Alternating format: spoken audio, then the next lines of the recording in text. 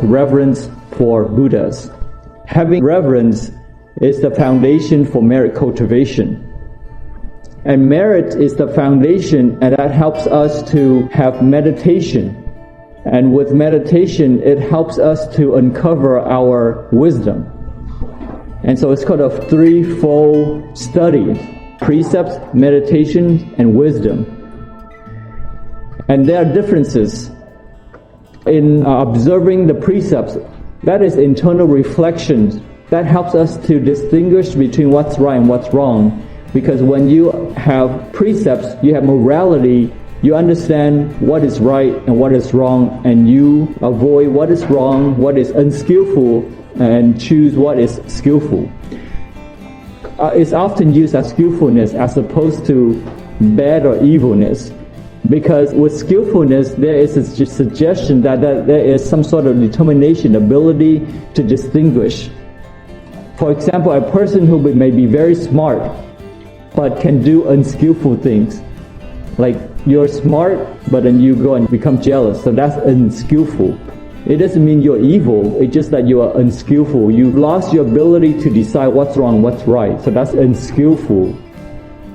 The meaning is clear when we say somebody is skillful or somebody's unskillful, and it's less offensive too. When you say somebody's evil, then people can take that as an offense. But when you say they are unskillful, oh, they didn't think it right, because in the moment of hasty behavior, you didn't think clearly. Without that clarity in the mind, that's unskillfulness. When we say observing precepts, that one can be unskillful or skillful. So at this level, we distinguish between what is skillful and what is unskillful.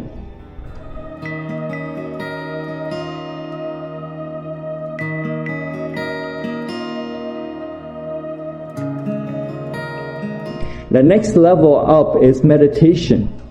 Meditation here is the reflection between, it's no longer skillful versus unskillful, but it's now about, can you detect your mind being disturbed or not?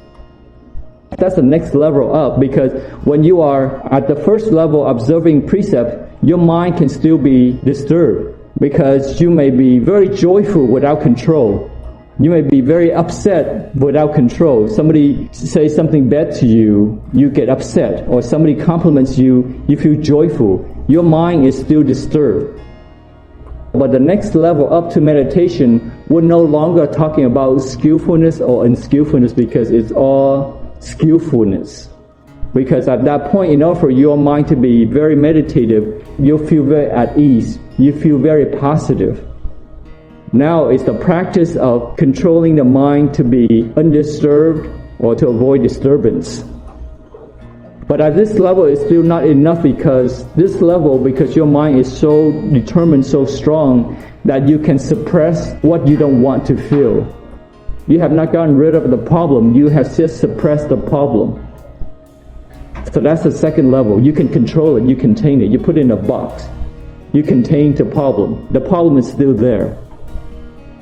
So that's where it requires wisdom. We're no longer talking about the mind disturbance or not, but now we're talking about delusion and awakening.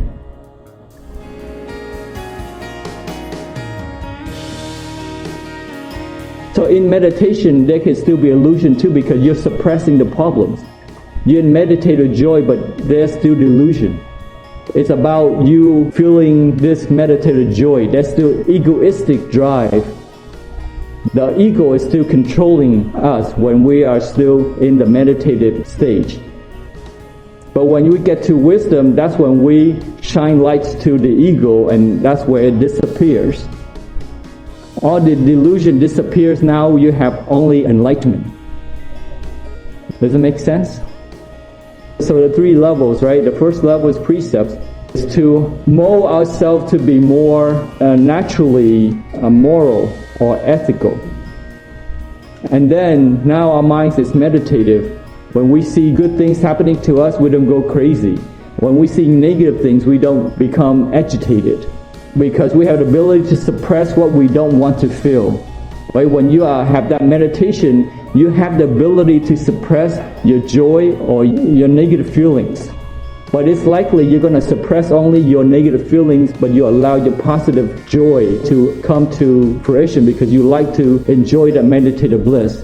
It's still delusional because it's under the influence of the ego. Only when we get to wisdom, then can we see the delusion and attain enlightenment. That's where we have the ability to destroy unhealthy craving and afflictions at the root. Right? With meditation alone, you are still suppressing it. The roots are still there. The roots of affliction, craving are still there. Until you see the delusions and shine light on it, you cannot get rid of it. For example, say smoking. You say, okay, well, it's not good manners to smoke in class or smoke around people because of the law. So you can suppress to say, okay, I'm gonna not smoke. So temporarily, at that moment, you are observing the precept, you're following the law. So you don't smoke at that time. And then if you're even if nobody is telling me to not smoke, I'm gonna cause rise to strength so that I'm gonna force myself to not smoke. So you can suppress yourself momentarily. But you are still under the influence of the desire to smoke. But when you cause rise to wisdom is like when you see that it will cause you health issues. When you smoke, you cause unhealthy influence on your family. Secondhand smoking, which is not good, and you are hurting yourself, you are hurting your family, and therefore you stop smoking because you realize the unhealthy desire. And that's where some people stop smoking. They quit smoking because they realize how bad it is and that it brings them no long-term joy.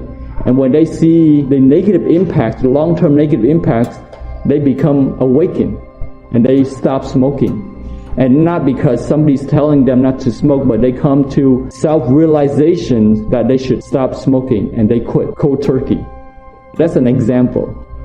And delusion is what causes suffering, because not knowing the cause of dissatisfactions and the way to end suffering.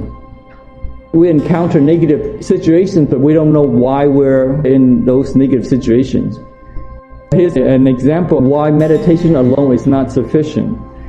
When we're in meditation, jhana, the self is forgotten. But that persistent illusion is not lost, it's still there. We are suppressing the mind only, and the delusion is still there. And that is the great difference between jhana and prajna. That's the difference between two types of meditation. One is samatha, and the other one is vipassana.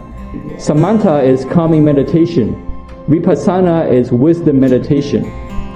In the jhana experience, especially higher jhana experience, there can be an abeyance of thought and activity. When you stop all thinking, you stop all your senses, so you don't feel anymore. You don't feel the suffering anymore. Like you numb. Essentially, you are numbing your senses. When you come out of it, of that experience, that dharmic experience, you come back to the self. You come back to the ego. And the ego is there waiting for you, ready to take over. When we are in meditation, we can suppress our arrogance, our hatred, because we're all positive. But when we get out of it, we can still feel angry again. We allow the negativities to arise, and that is because the ego is controlling us now. When we're in meditation, we can control it, we can contain it. But when we're out meditation, it's like a jack in the box, right? It pops out and is ready to take over.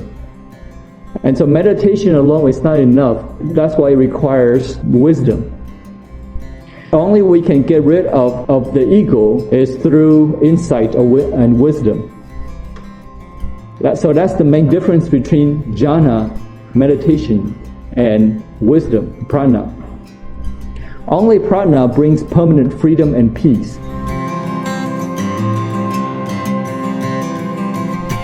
The only understanding, not just conceptual understanding, meaning that you just don't learn, but you have to put into practice of the sunyata, the emptiness. You can have many delightful experiences of abeyance of the ego, but from those experiences you come back to the ego. After our meditation practice, you go back to the world, you have to interact with the people you like or may not like. get to do things that you may like or may not like. Those things could interfere with the bliss that you had. So, but it's only prana finally undermines the ego. Only prana can disperse the ego. No more, the shine lights onto it, and it's no longer there. And that's getting rid of delusion. The three levels: precepts, meditation, and wisdom. And why we need to get to wisdom, why meditation alone is not enough.